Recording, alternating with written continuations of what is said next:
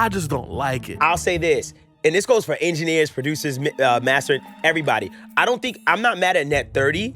I think today, when it comes to music and putting stuff out, I think that when you give people an opportunity to connect with like the record itself, like the product, I think that it adds more value to it, and I think people are willing to invest more into the actual product. So signed to Ellie Reid and Usher's new label, Mega.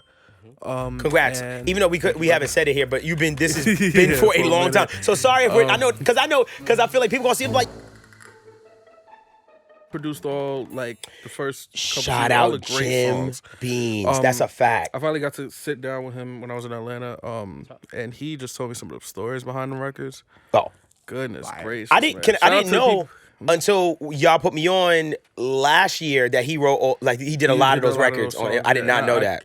Kudos to him. I feel like that show specifically made it a thing and started a trend with TV shows to not have corny especially musical type TV shows, because I feel like we was in an era of like Glee and just a bunch of shows where it felt like if you're doing a musical TV show, it has to be corny. It was I'll say cheesy because to me that's why I'm gonna be honest, and this is a hot take. I'm not the biggest fan of musicals, and the reason why is because there's something about musicals that I don't know, I always feel this, I don't know, I just have this feeling about musicals when I'm watching it, there's a serious conversation, and then all of a sudden it's like, yeah, bro, like, it was crazy. I loved her. And then it's, whenever the sound, and then I'm like, you're very big on diegetic sounds. I'm very big on, I don't know. I like realism. I like it. What is like if I'm arguing with Devvon, I'm not breaking into song and choreo. It takes me out. But I don't think it's the breaking into song part. So diegetic sounds is a cinema term where it's a sound that both the characters within the narrative hear as well as the audience hears. Okay. So like how a stinger will be used for like a point of like drama, like realization. But if it's like a diegetic stinger, something in the movie actually happened that's acting as the form of a stinger. So the characters are like, wait, what the hell is that? But also the audience is like, oh, what the hell is that? Got it. Four consecutive episodes of My Cinema Nerds. And that is the fourth. That's why I said, got it. He is trying to change us. Also, Courtney, you know what? It's time to say it. Courtney has a film degree from Full Sail. Yes. Not an audio one. Oh yeah, whenever he began off I graduated Full Sail. Like, he's not audio Full Sail. He's filmed Full Sail. I do want to say one thing though. Yeah, there's a massive difference. Y'all had way more money in that program than our. Actually, y'all had y'all just had a lot of money. It was just crazy to see y'all money, but we had money too in the audio side. And they were doing stuff with the actual recording. No shade. They were doing stuff with the recording program and stuff like that. Yes, like we would come to y'all to do stuff with y'all. Yeah. But I do want to say, just to be clear, I have a ton of respect for musicals. It is it is hard. It is one of the most high production valued forms of entertainment I've ever seen. The funny thing is, I've been to musicals. I'll say this: every time I've gone to a musical, I have enjoyed it. No, but I don't go to musicals. I don't go to musicals. It's not my thing. Yeah. I only went to one. And it was one of the best experiences. It's good. Play ever. It's good. Like I went to just on TV. Of course, it was the most. Hey, real quick, just had a huge favor that I wanted to ask you, and that is, could you please subscribe to the channel? It would mean so much to the growth of this podcast, as well as ensure that we're able to do more and more cool things on this channel on a weekly basis. So once again, it would mean so much. It would be a huge favor to us, and it would help us so much. Please subscribe to the channel. Okay, now, back to your episode. Me one ever, but it was Alicia Keys' Hell's Kitchen one. And it's like loosely based on her life. Yeah. But it's all her music in it. And it was fly. It's probably banging. It's probably banging. It was fly. I might double back. It was super dope. But shout out to Alicia and everybody involved. It just looks super dope. I think I like it live. I think on TV, I'm not a fond of it on TV. That's me in baseball. Because I've never been Baseball's a baseball great. fan I get that. until I went to a baseball game. Okay. I was like, oh, I get it. Oh, this is vibe. Okay, word. Yeah. Can I tell you, it's the same thing with soccer. I'm not the biggest soccer fan, but I went to my first, shout out my brother-in-law. He took me to a soccer game, and I was like, oh. Hey, man. I get it. I come from a Haitian household, brother. Yep, you're a soccer guy. My dad is a soccer guy. Oh, he's a big soccer And guy. I like Football. what my pops likes. That's a fact. Football. Shout out audio and just studios, you know? Yeah. Shout out to all the fathers out there that put their kids I forgot onto where I audio. was. Wait, No, can I say this? where is Real this going? talk. Shout out to all the fathers out there that put their kids onto like super dope audio stuff. Because whenever I have those conversations, Courtney. like one of my homegirls, shout out to Ty Marie, she's out in Dallas, like Fort Worth, and I met her and her father at NAMM last year. And I just, funny enough, I knew her, I never met her father. But when I met her father, he of course passed it on to his kids, and every year they would go to NAMM together. It's beautiful. Right. And me and him just struck up a convo so long, but just about just audio stuff and he everything. loved and it's it. just, it's beautiful to see that, and it's beautiful to see the passing of information generationally, because that's not something that's too common. So shout out to them, and shout out to all the fathers out there that's like putting y'all kids on. Oh, another one. What? And I only met I only seen them one time. But my guy Devvon Ibiza and Mia Leilani. Mia Leilani, Devvon Ibiza, they're out in the Bronx. And I went and did a content piece with Devvon. And This is so weird. Or Devin, sorry. Okay. I'm sorry if I got it wrong. Devin Ibiza. Because I call him Dev. That's why I might just went Okay. straight to It's Devvon. confusing. I was just But huh? Devin Ibiza and Mia Leilani, I went to do a concept piece with him in the Bronx, and I met their father, and he just put me on. He's like, "Yo, yeah, no, he brought us in, and this is like a bunch of studio stuff. He used to work in the music world, and they just picked it up. And their brother and sister, like, they're not a duo, but they do a lot of work together. He produces her songs and stuff, and it reminds me of like Phineas. I and knew Billy. it. I was like, I It's thought about beautiful. Phineas It's and them. beautiful, and it's in the BX, and it's just amazing. So shout out to them. And yeah, every time I see those stories, it sticks with me because I hope my daughter or my son would like to make music. Really? You really wish that? I hope not, Me too. but I hope they find, some type of joy in it. I hope they that- have bigger dreams, or like, yeah. because at the same time, I would never want my kids to go through what I've had to go through in Me the music either. industry. Ever. But But- specifically the music industry, I'll say this. I want my children, God, if I ever have any, knock on wood, I want my children to have to deal with hardships, right? Because I feel like that's a very big part of their growth. I feel like a lot of kids that go through life and things are just given to them and things are easy, I feel like you do that child a disservice by not putting obstacles in their, not obstacles, but more or less making them have to work for things. It's teaching discipline. Yes, and I think it's very important to go through things and have problems and understand what it's like And to decision have making. and have it taken away from you. I think it's important. So for me, as far as the music thing, I feel like I have an idea of what it takes to, be in the industry. And my heart says, man, do I really want to see another? I don't know if I want to raise a human being to deal with that, even though I feel like I would be one of the best people to guide them through it. But at the same time, in my head, if I could avoid it, I'd be like, yo, my child does not have to do music. Oh, they don't have to do I'm it. not going to be like, dang, not a musical bone in your body. Like, I do not care. I want my Actually, child to that'd be be better, happy, yeah. and that's all I care I'm not about. gonna say it would be better, but I would at least go to sleep well at night knowing my kid isn't worried about certain things that we've had to About do with. publishing. Just about net 30s. Net Can we 30s? talk about net 30s? Yo, that was a good biggest transition. scam. That was one of your best transitions in a minute. The biggest scam known to I'm not just gonna say entertainment industry. Any industry that imposes a net 30, granted, I'm not a business owner, so I don't know the benefit of that. I just don't like it. I'll say this, and this goes for engineers, producers, mastering, everybody. I'm not mad at net 30. I don't like when it's anything past that. Oh, net 60, we're not doing business. When you go into net 60s, it's just like, okay. I don't like the net 30. So, Listen. so you don't want me to have this money. No, that's okay. like, I don't. Net like- 60s suck. Net 30 sucks. Net 30 I'm about to sucks, say. but can I say from an accounting standpoint, like as a business owner, net 30 is important because the way I have to do my accounting, I need to do it all at the end of the month for the next month. So I can't be doing accounting every day to pay those all right, invoices. that's fair. So I have to at least say, didn't know okay, that month is done. Now I can actually account for the year. All right, Because I do a lot of accounting for OTR. I do accounting for myself. And I need 30 days. I need those 30 days. Like, Understood. Yeah. If you work and you if you work via Apple Pays and PayPals, don't you dare tell me nothing about a net 30. Thank you. Yeah, word. If you got Zelle, don't. If you wind up paying me through Zelle in 30 days, don't even do that. You could have Don't did play that. with me. You could have been coulda did did that. No, that. I feel like that's something that just becomes so normalized, and now I get it. I guess from a business owner standpoint. But goodness gracious, It sucks. It's because can we be honest? What? And shout out to my engineers. We got to clip this What? the right way. I can't look crazy. What? But I can't look crazy. It's crazy. What about us? I can't look crazy. Tizio, Ali, any of them guys.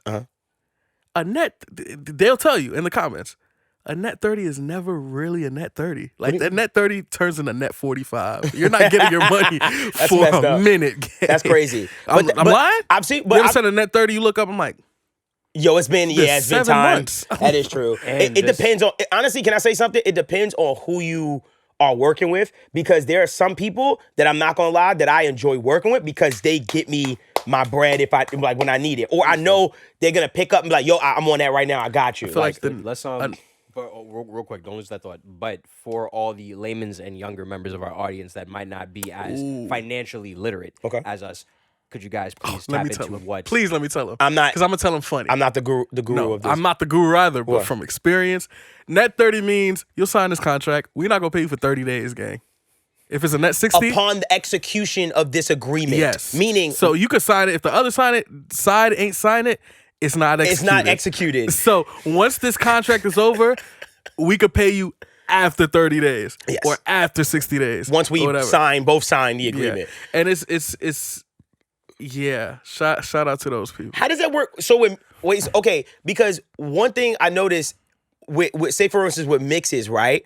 Besides like engineers and stuff like that and platforms, when it comes to getting mixes from like label work, and this is a great question for like actual engineers that get like actual label work, like a lot of it. What is their payment? Like, is it net 30 that they're on for things? Like, is it when you submit the mix and it's approved, then 30 days after? Because I know that Because even if the mix isn't approved, in the back of my mind, I'm like, you still gotta pay. There's a kill fee. you got to send the PO fee, the what system we all use? I used to policy. It's universal, huh? I used to policy. You know, they got us on Tapalti on one of my other things Yeah, too they right got me now. on Yeah, they Tapalti. changed it to Tapalti recently. Yeah. That's some new for me. Like recently, I That had to kid had switch. me on Tapalti, and now Gamma, shout out Larry Jack, shout out Michael. They got you on Gamma. Tapalti. Yeah. So all the labels switched over to because the label I'm Well, with. I'm not on a was major. with, I'm but I not still on a collect. You know how major. you go to your I go to my labels. Listen, I've been around for a while, so I got different checks with different labels. But I've been seeing Tapalti with the label stuff. I believe, if I'm not mistaken, my universal work is Tapalti too, if I'm not mistaken. But what was this? What is Universal System called that everybody be like, oh my gosh, that system? I forgot what it's called. But you have to submit a PO to the system. Actually, I got to do that today to Amazon. Shout out to Amazon. And it sends it, and it's just it's tumultuous. It's a tumultuous. Yeah, and system. I feel like it's the equivalent of like, remember the rebate system from back in the day? It was like, you'll pay this amount, but then if you send us this thing back, we'll send you back like 10. What was that? Hey man, I remember my aunt having to cut a piece of the box out and then she get sent her it money in. back, and it's What like, was that? I never got it. I never understood it. If somebody's literate financially, please explain to us like the rebate system, what was the purpose of it? It doesn't make sense to me. Okay, shout out Can to I tell y'all. you one of the biggest What? I know nothing about finance. I'm barely great at managing my own money. But because all of it goes to plugins and Audio equipment. Uh-huh. But one story I always, for some reason, think a lot about is the scam that was Scam? The scam What that scam? was the Allegedly. No, it was a scam. Go ahead. What? What was that? The Victory Tour. Allegedly. Michael Jackson. Where you going? Okay. So originally, one of my biggest like what ifs in my head is like Michael Jackson never toured Thriller. Yes. He never toured Thriller, and the Bad Tour was his only, if I'm not mistaken, his only solo tour in the States. He never had another tour it was a hit banger. New York. Okay. Like there was never another tour that hit the States from you. Everything else was international. Of course, This Is It would have been the last one, but Okay. RIP, Yeah, Mike. but he wasn't. So originally, posthumous. Joe Jackson said, "All right, Mike, I know you got this banger of an album, but I want you to go on another tour with your brothers, and we gonna promote it. We're gonna have Pepsi on it, whatever." And the way they were selling it to people was, you had to buy 4 tickets to go to any show. You had to buy 4 tickets to go to the show? Yeah, you had to buy 4 tickets, and it was like a payment plan thing of a rebate kind of where you pay for all 4 tickets, then they'll send you back money or something. But what they were doing was investing the money so that by the time they had to send you back a refund, They already... Oh, no. This is what it was. Everybody was put into a drawing. You had to pay for 4 tickets. So everybody was put into a drawing, and if you got chosen they would just keep your money and send you the tickets. If you didn't get chosen, they would send you the money back. But during the month or 2 or 3 of you sending me the money and you not getting chosen, your money was getting invested so that they would make an interest. That's a bank. That's nasty. No. And when they got, that's crazy. That's whoever was behind that, whoa. Oh, shout out Joe Jackson. But that's a bank. Yeah, no, but that's what they did. Mike got they got a lot of backlash off of it, and then Michael got a letter from a little girl who was sad that she wanted to go to the concert, but her parents couldn't get 4 tickets. That's ridiculous. And I think at the time the 4 tickets was like $30 a piece or something like that. This a real story? Yeah, this is a real story. And then Mike was upset, so Mike said, "Fuck all of that. We're selling tickets normally." Right. And he refunded everyone and resold. Like he just went back to the regular stuff. Because that was I could imagine that being huge news for the biggest artist in the world. But you got to think about it also that time, right? So there wasn't podcasting. You know what I mean? Yeah, but that was still ridiculous. No. It's still new. It's so newsworthy. But I'm saying, imagine how big it would have been today, like if that was the case. Because to me, that I don't want to say tactic, but that right there just sounds like what a bank does, where all of us put our money into this account. Yeah. What the bank is going to do is they're going to take the money and they're going to invest it, and then it just sits in our account. And it doesn't grow at all unless you have a savings account with a little yield, which is the little BS like savings, like those percentages. Sometimes be like 1%, like. Yeah. But it's like with a bank, it's just how a bank works. I'm not gonna lie, genius. Not saying that's right, but that is genius. I'm not gonna cap. Yeah, that didn't work at all. But Yikes. Yeah, that was interesting. And then most gangster thing ever, Mike, was the night before the last show. They got an offer for a bunch of more shows for a lot of money.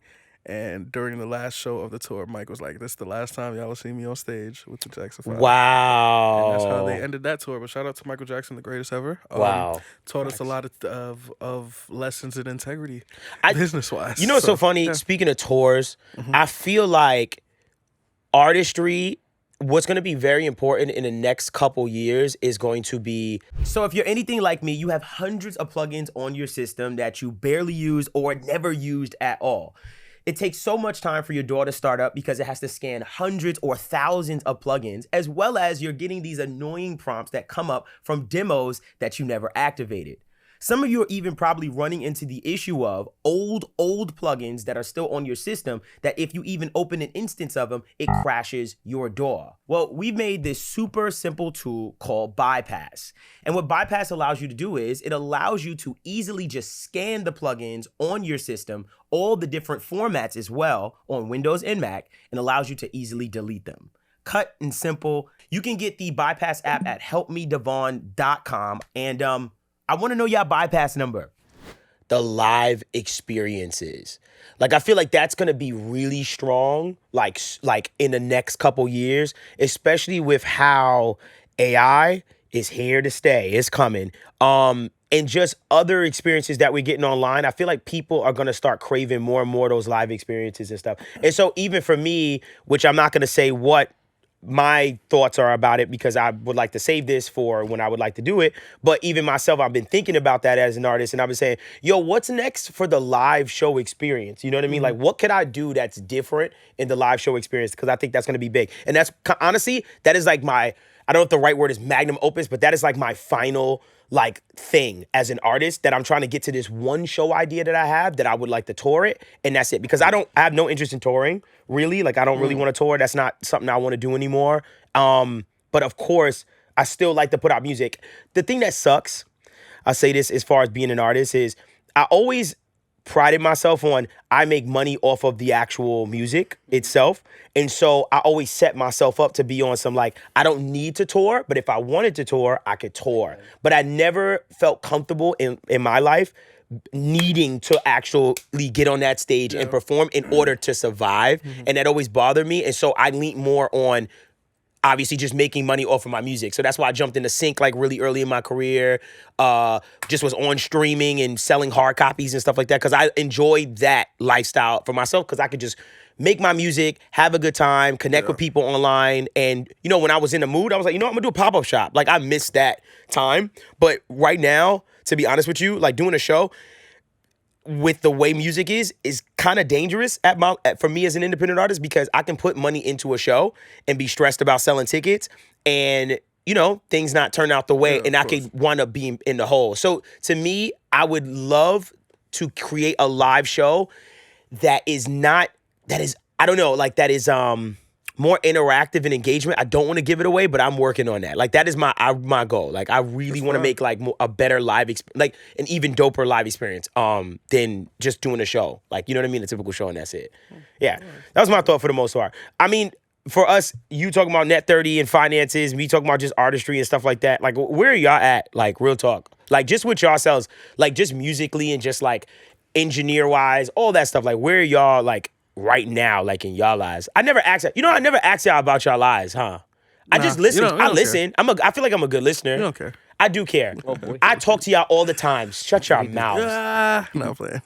You're lying. I know what's going, but I know what's going on with you for the most part. Like stuff that you told me. But for the most, like I'm just asking, like what's going on in y'all lives, man? What's up with y'all?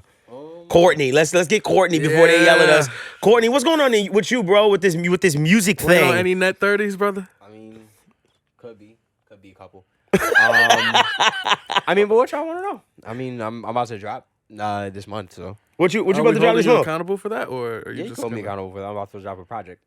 A whole project? Mm-hmm. You dropping a whole project? Just out the blue. this month?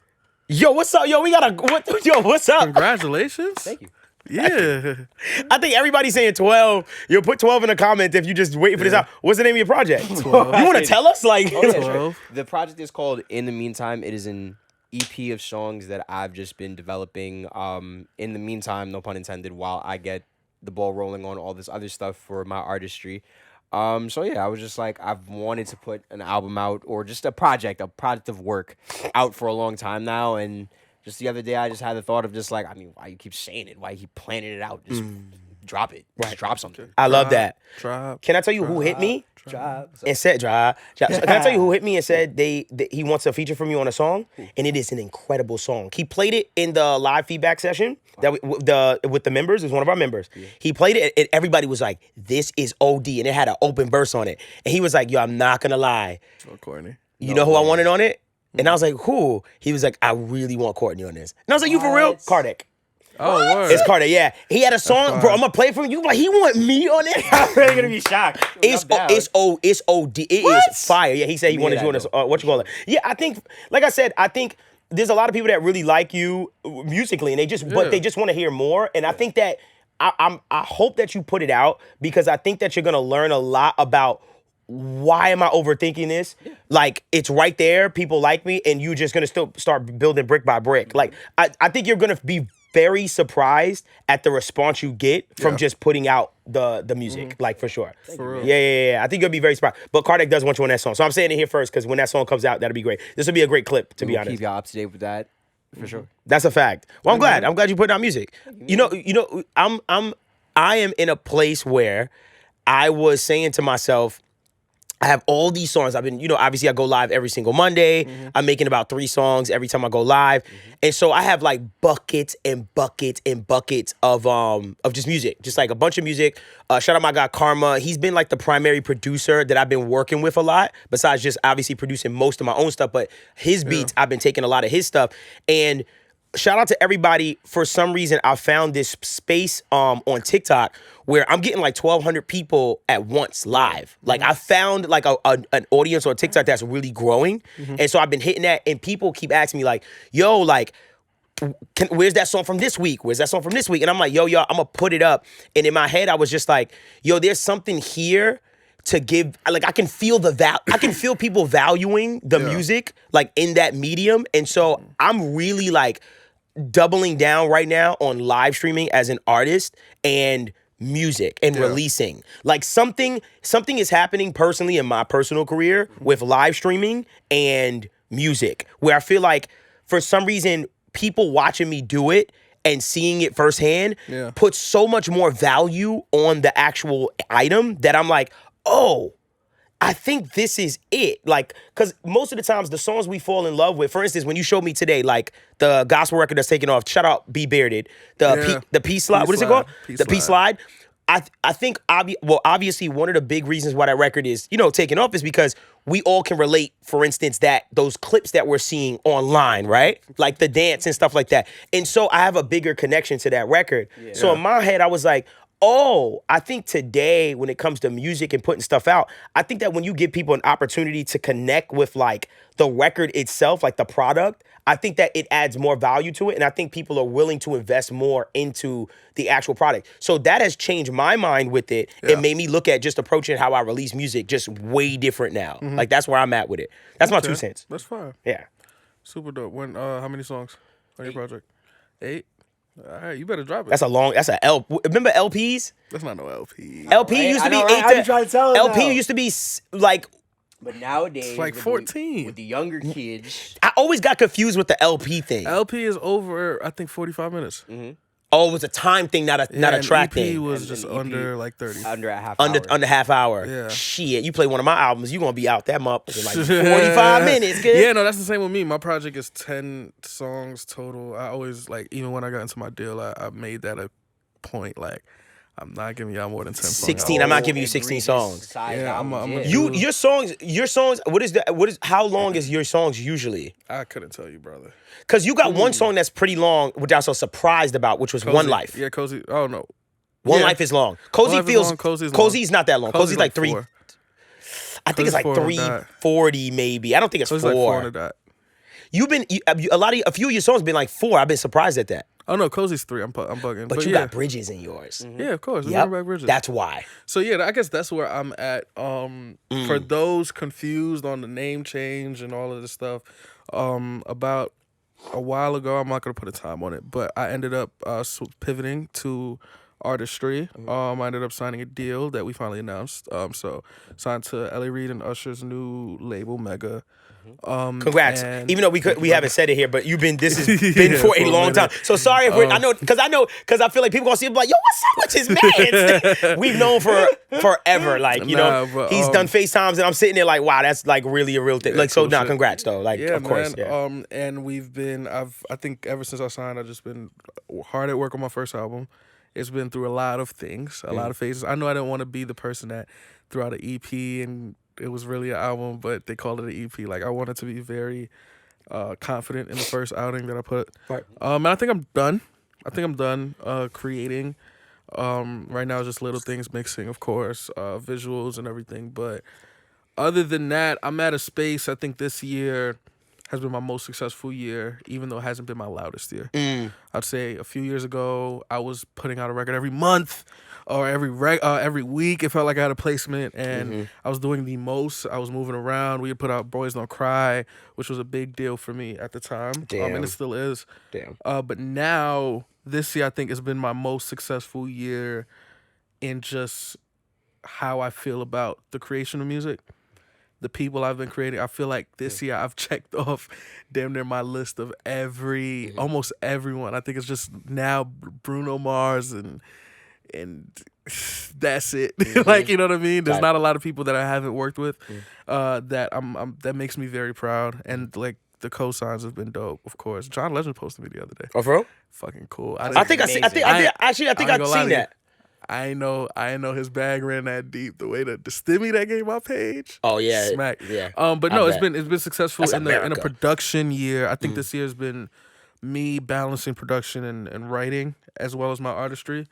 I've been doing that. I think I've been killing that. It took a while to get there.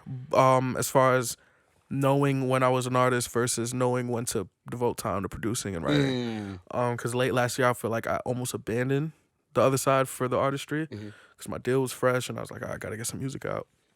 But even now, like I think every week this month and every week last month in August, I put out, there was a placement or a song of mine.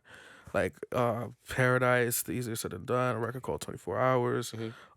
We just put out we just I just did a campaign with Dove and Sierra. Congrats on that. That finally came out, right? Yeah, that came out. Yeah. So that was cool. It was like dope commercial. My mama sees it, so it's like fire. Right. But I think I'm in the most zen place of being comfortable. Also applying myself and being excited for the next round because I do think things are gonna turn up. But I'm honestly just praying that I'm given what I can handle. Yes. Oh my gosh, that is the most understated.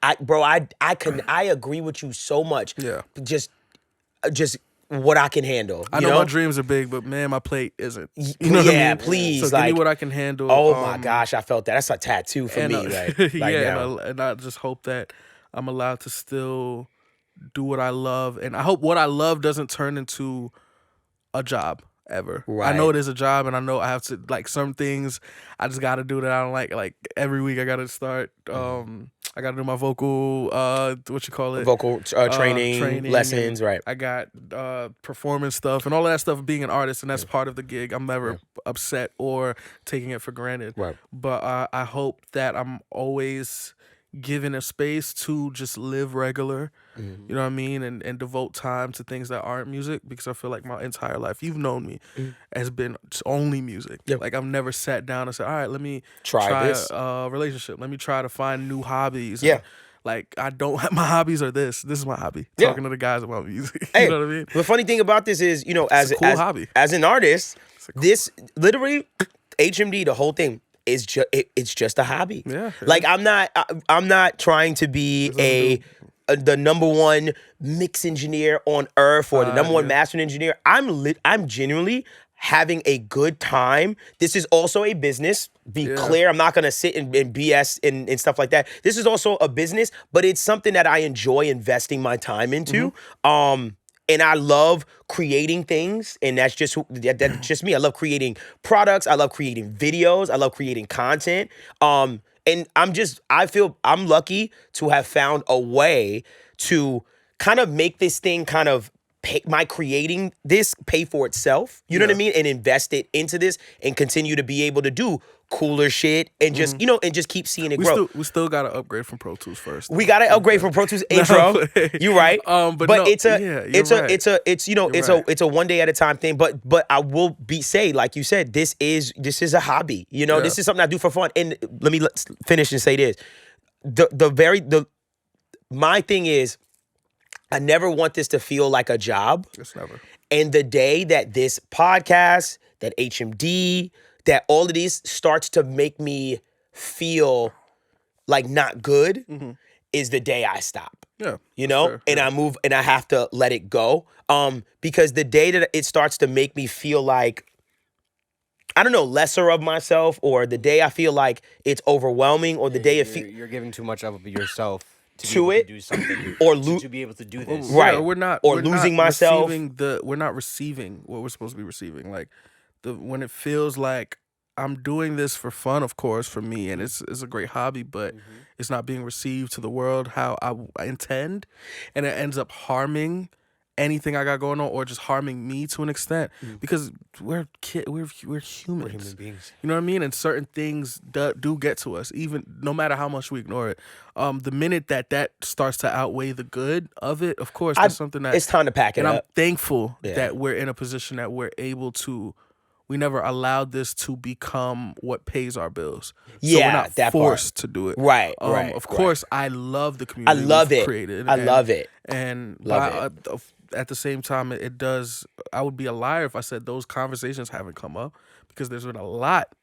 Y'all saw us go through a name change. Y'all saw us go through breaks. There's a lot. Sometimes, you know what I mean? But for now, I think the net positive is so great that I don't think this goes anywhere anytime soon. Yeah. Yeah. I measure my... You know what else this podcast has given me? What? Dope engineer friends. Because I measure my success on how much I speak to Tizio in a month. Yo, that's hilarious. And come on, bro. Exponentially I measure risen. my success by how much I talk to Tizio in a month. It's tears. Bro, but I tell you, it went from like once a month to now it's like, all right, every other week I know I'm going to get the call. Hey, tell him I said what up. Yo, and then like every time I get a random... Ohad mentioned you in a story. Yes, I'm like, yo, ooh, popping. shout out. Let me say this. Shout out the goats, Shout out man. to all the goats. Shout the out to all goats. the people that I just truly respect and value. Hey. Thank you so much for just keeping us alive in the sense of just, you know, it means a lot to know that y'all are watching. Yes. You know what I mean? And that y'all pay attention. And that is a big factor, to be honest, in like continuing this, and it just keeps us going and stuff like that. It's out of love. It's just love. It's so much love and love. Like we just love talking about it. You know what I mean? We love having these debates. We love learn. All right, Guru opens up this conversation of creating pieces. Fuck the unboxings. What's under the under the hood of the. You know what I mean? And I'm enjoying that. We're learning while creating. We're learning while creating while learning. If that makes sense. And it's the most beautiful thing to be able to do and share with the world and share with I'm happy to say our peers to an extent.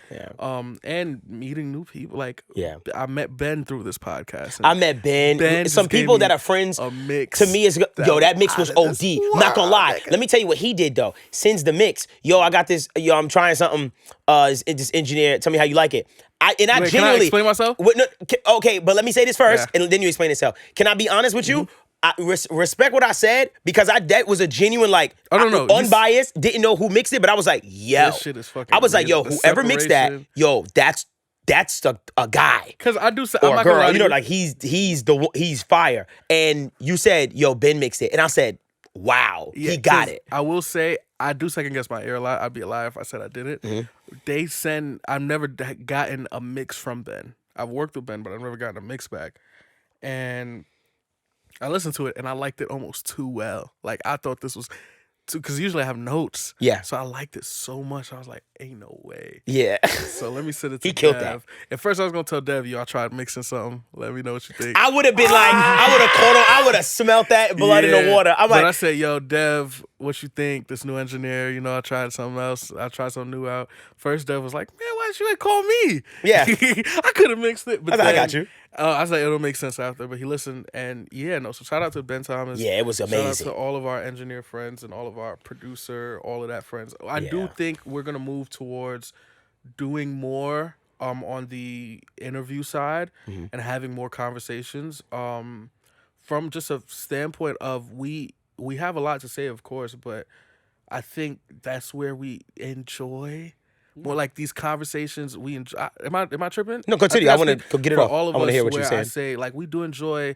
meeting these people and speaking to these people that we look up to or we can learn from. And we've spent years telling y'all our ideas and our tips and our tricks, and I think of course there's always going to be more to talk about and there's going to be more learning to do, but I feel like learning from people that don't necessarily have platforms that they use to teach, there's so much value in there, and I feel like we can be vessels for that instead and that is something, we discussed this about the pod, and there's some changes and some things that we are going to be figuring out moving forward. We appreciate everybody that has just supported us on the pod and just given us so much, because you've given us a lot, from everybody that has bought a membership, purchased a plugin, to everybody that has given me introductory nicknames to try out. Oh, 12. 12, When Ableton 13 come out, I really want to see what you about to do. Yeah, it's up for you. And you The better last snare bender still lives. Hard. So, And just everybody that has just for real. invested, and this is me being very transparent, to every one of you as a audience member, just a supporter that has just invested your time, your money, everything into this podcast. Yeah, right, exactly, into this podcast, and it does not go unnoticed. It does not go unnoticed, man. Y'all, it's the most beautiful thing. It is it's the best thing. It washes away any negativity that I can if I ever even second guess myself for a second. Meeting y'all in person is the best experience on earth, and it always brings me back to one in life. So there's some things that are going to be coming and changing. And we'll keep you posted. But for now, This has been the My Studio Nerds podcast, the podcast for studio nerds like yourself. Please make sure you comment, like, and subscribe. And remember, one lucky person in that comment section is going to get that VIP Gold Edition Rosetta EQ compressor. So we want to say appreciate y'all so much. And thank you for following us on this journey. And I think that the journey is we're going to turn a page, you know, to the next chapter. Hey, man. It might come with a little hiatus. I'm kidding. Well, we might net 60 them. It's cool. We might net 60 them. We got a lot of work to do, and we got a lot of things to figure out. Oh, man. You know? The growth is going to be exponential. Yeah. So, hey, man. Remember, support Courtney's album when it comes out. Yo, that's a fact. For real.